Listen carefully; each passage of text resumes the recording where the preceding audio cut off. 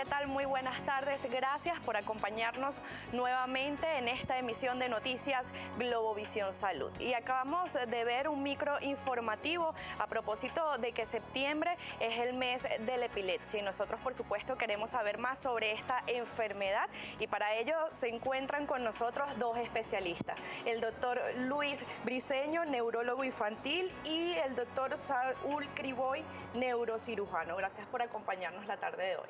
Gracias a ti por habernos invitado.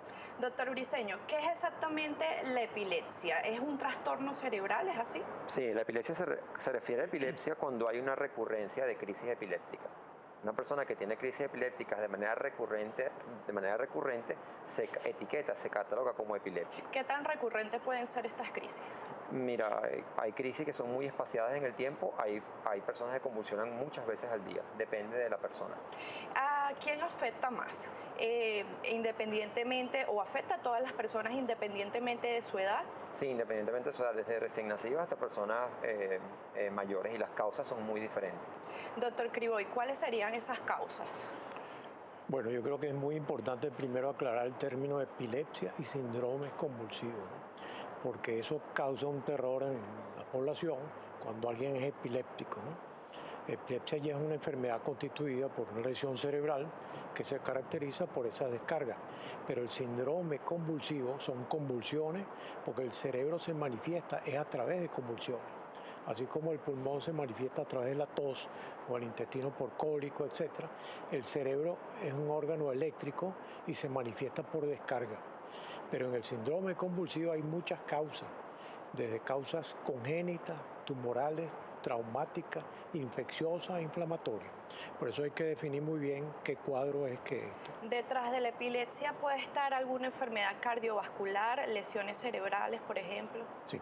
Los síndromes convulsivos es cualquier órgano que afecte el funcionamiento del cerebro puede provocar convulsiones, cualquiera. ¿Todas las epilepsias o las crisis epilépticas son convulsivas?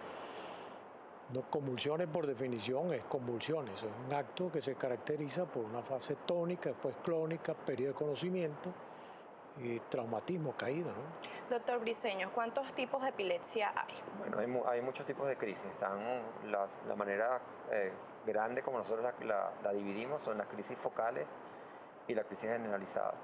La crisis focal es cuando hay una crisis epiléptica en una parte del cuerpo. Puede a veces generar en alteración del estado de conciencia o no necesariamente. Hay pacientes que tienen movimientos clónicos y sin embargo la persona está consciente de que los tiene. Y están, como dijo el doctor Criboy, las crisis generalizadas, donde hay una pérdida de conocimiento y la crisis generalizada que todo el mundo en el imaginario colectivo pues maneja es la crisis tónico-clónica generalizada, donde la persona hace primero una fase tónica que es de contracción muscular, después hay una fase clónica donde hay unos movimientos tipo sacudida con pérdida de conocimiento, puede acompañarse de cialorrea, puede acompañarse de retroversión ocular. Cuando la crisis se prolonga un poquito más puede haber inclusive relajación tanto de esfínter vesical como anal. ¿Cuáles son los síntomas? O aquellas señales de alerta que nos pueden decir, oye, puedo padecer de epilepsia? No, hay personas que hacen lo que se llama el aura. Son estos fenómenos neurológicos que preceden a la crisis. Puede ser visión borrosa, alteración del lenguaje, eso se llama aura. Pero hay personas que no describen aura, hay personas que tienen su crisis y ya. Hay algunas personas que tienen aura, otras que no tienen aura. ¿Cuánto tiempo puede durar una crisis epiléptica? Desde segundos hasta 60 minutos o más. Doctor Criboy, ¿cada episodio de crisis puede generar daños adicionales al cerebro, algún funcionamiento de algún órgano, por ejemplo? Bueno, el problema es que durante la crisis convulsiva se producen periodos de apnea, o sea, no puede respirar el paciente y generalmente el paciente se vuelve cianótico, se vuelve oscuro y todo depende pues del tiempo que eso pase. Acuérdense que las células del cerebro no aguantan más de 10 minutos sin oxígeno. Entonces, si esto se prolonga en el tiempo, pudiera ocasionar lesiones cerebrales. ¿La pérdida de la conciencia se da en todos los episodios de epilepsia? No. Hay la generalizada, sí se acompaña de pérdida, pero como afirmó muy bien el doctor Briceño, hay crisis parciales, o sea, las jacksonianas, por ejemplo, es la mano o es la pierna, o crisis de ausencia, en donde no hay la clásica clónico-tónica. Esos son parciales, incluso el paciente puede asistir a lo que le está ocurriendo a la mano de repente que empieza a convulsionar. Doctor Briceño, ¿qué podemos hacer frente a una crisis de epilepsia? Si nos encontramos una persona que en este momento está teniendo algún episodio, ¿cómo podemos ayudarla? Bueno, fácil, son cosas básicas. Primero, colocarlo en el piso. No lo puedes colocar en una mesa, porque si la crisis tiene mucho componente motor, la persona se va a caer de la mesa o de donde lo hayas puesto. Tienes que ponerlo en el piso. Otra cosa, no colocar nada en la boca, que si la gente se pone Pañuelo, cucharas, cualquier objeto duro que consigan para el tema de la lengua. Eso no se hace hoy en día, eso está proscrito. Tú pones al paciente de medio lado y le aflojas la ropa. Y lo otro es llamar a una ambulancia o servicio médico rápidamente. El tiempo es cerebro, como decimos nosotros en la Sociedad de Neurología. Y es muy importante, como dijo el doctor Cribo, esos segundos que pasan son vitales para garantizar que después la persona se vaya a recuperar sin ningún problema, que se vaya a recuperar ad integrum, como decimos nosotros. ¿Por qué no se puede introducir en la boca del paciente cuchara, pañuelo? Porque causa más daño que el beneficio. Destrozas la boca, destrozas la lengua y realmente no vas a mejorar el estatus ventilatorio del paciente metiendo una cucharilla en la boca. ¿La epilepsia tiene cura, doctor? Depende de la causa, porque a veces hay esas epilepsias esenciales cuya causa se desconoce o que vienen congénitamente con lesiones cerebrales, y hay las otras que son secundarias a algún síntoma. Por ejemplo, un tumor cerebral da crisis convulsiva, un accidente vascular da crisis convulsiva, una encefalitis, una inflamación, una infección puede dar crisis convulsiva, una baja en la tensión arterial cuando no hay suficiente oxigenación da una crisis convulsiva. En cuanto al diagnóstico, ¿qué exámenes se puede hacer una persona para saber si puede desarrollar la epilepsia en algún momento de su vida? Bueno, en primer lugar es necesario un examen clínico completo, los interrogatorios, los antecedentes, cómo ocurrió, si hay algún familiar o no hay ninguno, para ver si hay un componente hereditario. Y en segundo lugar, el examen completo le va a dar ciertas señales de algunos signos de localización, si hay trastorno de la sensibilidad, del movimiento, etcétera, etcétera. Entonces, esa es la parte de interrogatorio y el examen clínico neurológico. Posteriormente, los exámenes claves son la resonancia magnética, que eso nos permite estudiar completo el cerebro en una forma no invasiva. Después se complementa con un electroencefalograma. Y por supuesto el resto del examen general, cardiovascular, pulmonar, examen de sangre, etcétera, etcétera. Bien, llegó el momento de realizar nuestra primera pausa. Al regreso estaremos conversando sobre los tratamientos de la epilepsia. Ya venimos.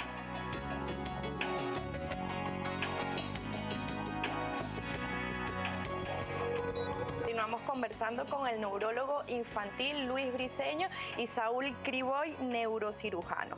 Y les quería preguntar qué relación hay entre la fiebre de un infante con las convulsiones o con la epilepsia. Okay. Eso caímos en el tema aparte de las convulsiones febriles.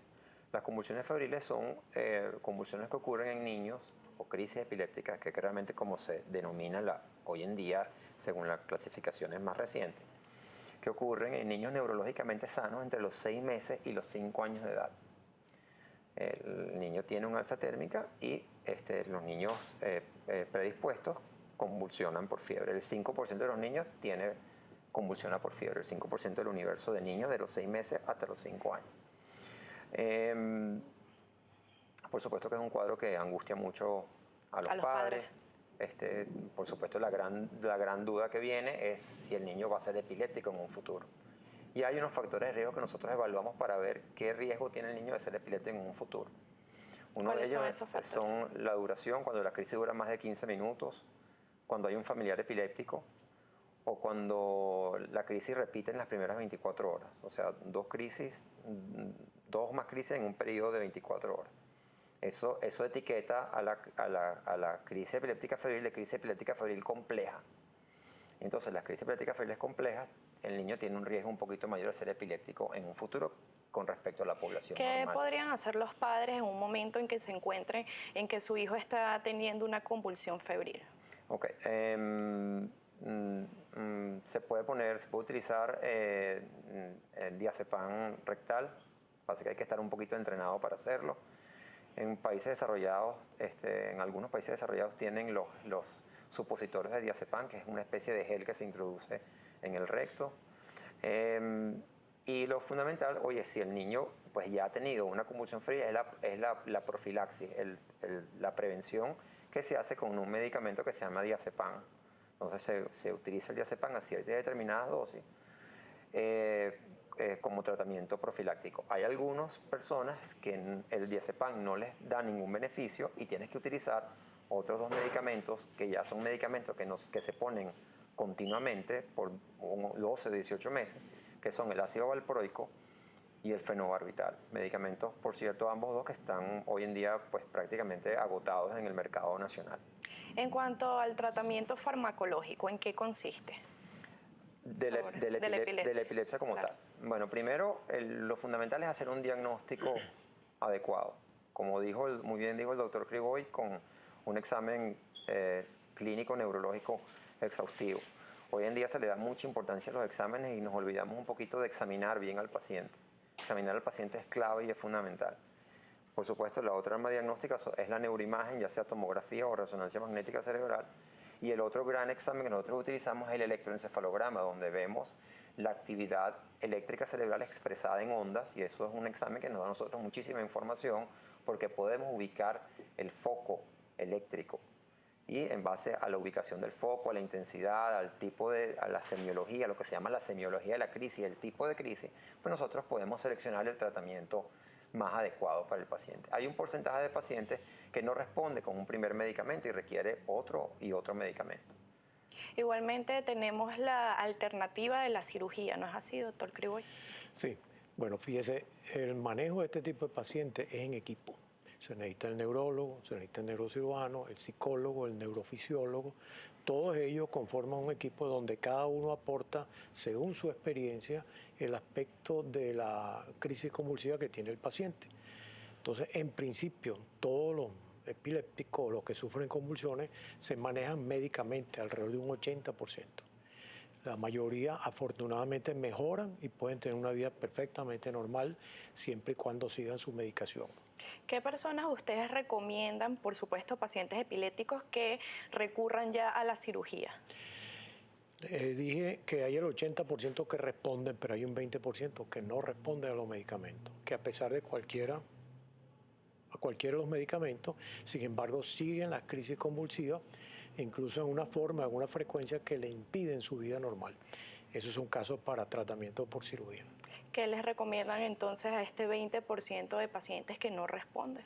Bueno, hay que estudiarlo porque primero las imágenes que están pasando ahorita, hay que ver la causa. Si es un tumor cerebral, hay que operarlo. Si es un absceso, si es una infección o una inflamación, hay que tratarla. Si es una aneurisma, una malformación de un vaso, hay que tratarlo.